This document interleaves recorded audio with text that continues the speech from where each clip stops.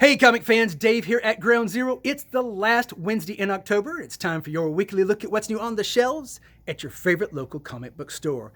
But first, with Halloween just around the corner, it's only appropriate that I have a bone to pick with comic book fans. Now, obviously I've been doing this gig for a really long time, and as something of a comic historian, I find work to love in every decade. So the 40s, the 50s, the 60s, the 70s all have amazing things to offer comic fans who want to seek them out.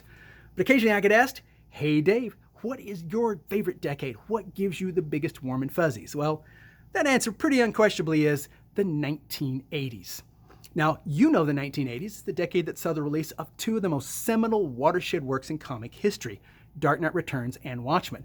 But the decade was so much more.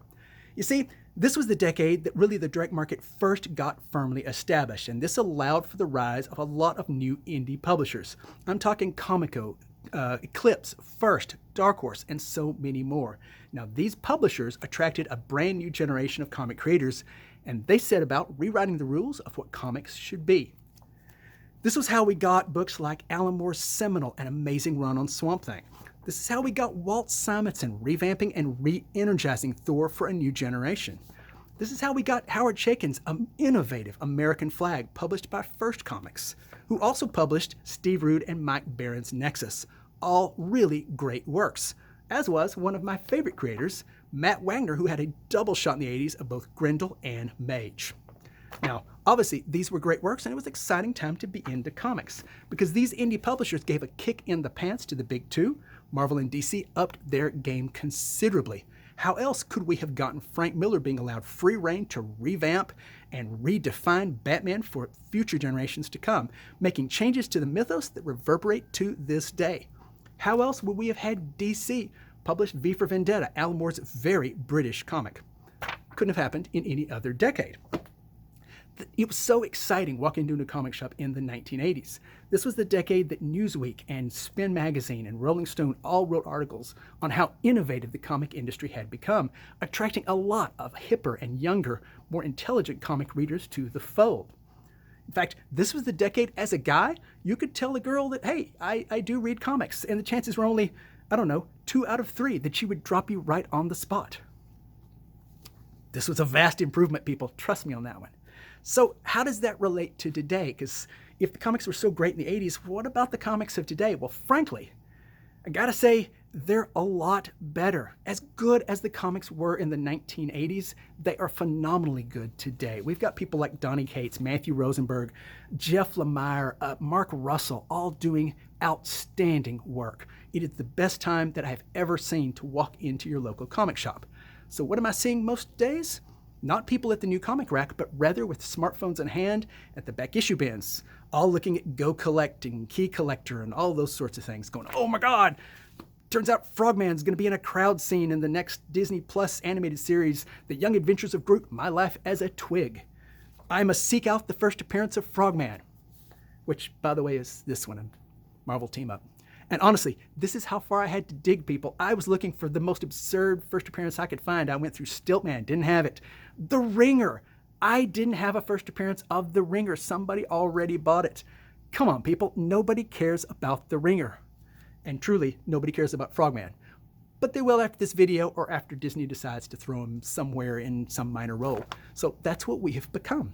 People are spending money on this, a comic book they're not going to read, all because it's got a character that they didn't care about before, when they could be buying things like Jeff Lemire's Primordial or Mark Russell's Not All Robots. You see how I got that in there? Because even though it's not new this week, I love this book, so it's in the video, by golly.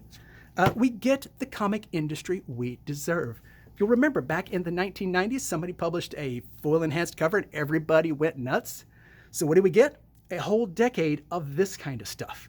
Eye strain-inducing, holographic foily covers that would add just like a generic story behind it as kind of an afterthought. Nobody read them.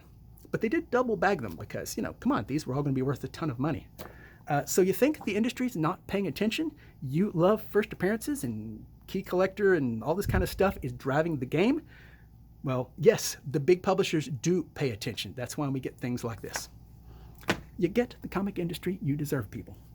Despite that, things are pretty robust, so I will step off my soapbox and actually spend a couple minutes talking about what's new this week. I really wanted to read this one last night, but it was the first game of the World Series, so I didn't get to it. House of Slaughter, everybody is excited about this one. Obviously, spinning out of something is killing children. It's good. It's scary. It's popular. Everybody wants this book, so I guess I should have read it, but there you go. I did, however, read this one, Across to Bear. Yeah, it's knights from the Crusades that have spread their order all over the globe, seeking out supernatural evil wherever it may occur.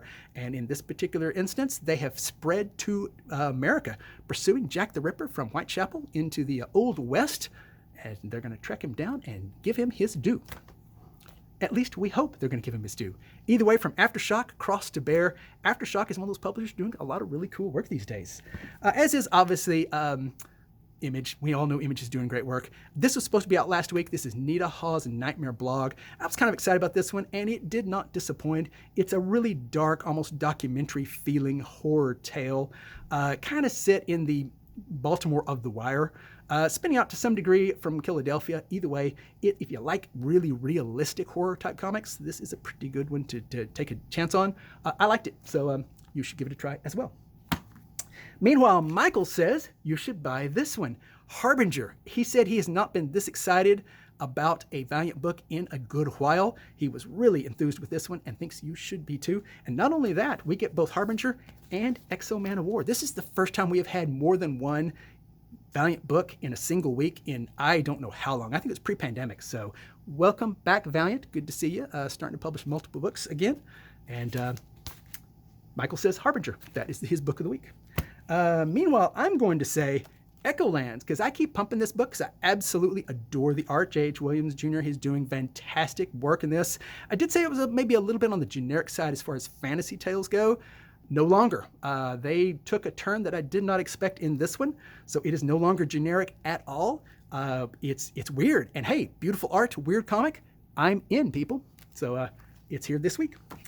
Meanwhile, if you're one of those many Game of Thrones fans who saw it and said, man, I wonder what it would be like if Emilia Clarke did a comic, there you go. She did. It's called Mom, Mother of Madness. It's Emilia Clarke writing a comic. So there you go. Got a trio of books. Well, actually more than a trio, because the Nita Hawe's book was also supposed to be out last week. But we got several more that were supposed to be out last week, but did not make it because of the printer issues. So instead, we have them on the shelf this week. That includes the much anticipated Gunslinger Spawn, and the still anticipated, but maybe slightly less because it is not a number one. That is King Spawn, number 3. So yeah, I guess interest goes down with each subsequent issue. But hey, look, it's a number 1 for Ant. It's not a first issue, but it's this first issue. So either way, those were supposed to be out last week. Because of all sorts of printer issues that are occurring, they did not make it. They are here this week. Meanwhile, a couple of books that were supposed to be out this week are not going to make it till next week. That includes Spawn, Crossover, Primordial, and I think a couple of others. Probably books that I didn't get in yet. Because again, they're having printer issues, and this is just what we're going to be having for the next few months. Meanwhile, DC sees Image all over the news cycle and says, hey, don't forget we're shipping books late too. So we're going to ship even more books even later, and you will forget all about Image and its news cycle with the late books. Meanwhile, Marvel says, hey, yeah, we see DC in the news cycle with Tim Drake and Jonathan Kent, and we want to remind everybody we have LGY numbers on our books. So all our books will have LGY numbers. It's the best we can do at the moment. We'll think of something else. Either way, a couple of Marvel books. Moon Knight, Daredevil. No, that's Moon Knight. Spider-Man. I don't know. There's several Marvel books. It's late. I need to get this video done. I was watching the World Series last night, so I didn't get as early a start. More books from DC that I think mostly include Batman. Batman Long Halloween. Obviously, I was pretty excited about this. I loved Long Halloween. It's one of the best books published in the 90s. They are back with a special set in that world. You must buy this, people, even though it says Batman on it. This is the Batman that was good. Meanwhile, Batman is obviously here in this book as well, as he is in most of the books from DC on the shelf this week, because he's pretty much everywhere. This one is called DC versus Vampires. I'm not sure exactly what it's about, but I think there's a good chance it is vampires and DC slugging it out. Meanwhile, from Matthew Rosenberg, I really intended to read this one, Task Force Z. but the first game of the World Series was on, so I did not get to it. Hey, I did read a couple of others, so. But either way, I didn't read this, so I don't really know what the Z is. I'm going to assume it's zebras, so it's probably a new superhero, supervillain team making the DC universe safe from evil zebras. Task Force Z. I mean, it could be zombies, but I think zebras sounds cooler, so I'll just do that until somebody tells me different. Trades. Yes, there were trades this week, but they kind of sucked. Not as good a week for trades this week. This one certainly is good. It's always a nice, fun event when a new Immortal Hulk book comes out. Al Ewing has done a tremendous job on Immortal Hulk, but it's over. He has released his last issue last week or the week before. Either way, a couple weeks ago, he released his last issue of that series. So relish these now in trade paperback form. And whatever the new volume is, it's out this week. As is the new volume, Volume 2 of Department of Truth from James Tynion. You know, it's James Tynion. And it's from Image. Let's see, 2 more books I'll mention. The Scumbag. This is a book I don't particularly care for, but it sells okay, so somebody out there likes it. And hey, if you do, the new trade is in this week. Meanwhile, the trade that I like the most is this one from Brian K. Vaughan, Paper Girls. It's not brand new. Obviously, this has been out. It came out in floppy form, and then it came out in individual volumes. But this is the big, massive, complete story. So if you don't already have this book, the whole thing is right here in this one book. And I do recommend this one. This one was actually really good. It had kind of a sluggish start, but once it got rolling, it was really, really good. So if you like Brian K. Vaughan, and who doesn't like Brian K. Vaughan, and by the way, Saga is coming back in, I think, January. They'll finally get the Saga machinery rolling again. So everybody will be hungry for more Brian K. Vaughan stuff, but you get a chance to jump ahead and get into it now. Okay, that's it. So obviously I'm a little fuzzy. It's a little later than I usually get these done because the World Series was on last night. Fair warning, people, if the World Series goes 6 games, we won't have a video next week. So fair warning, you at least know to look ahead for that. Other than that, folks, visit your local comic shop. We love you. Have a great day. And remember, it's not about having what you want.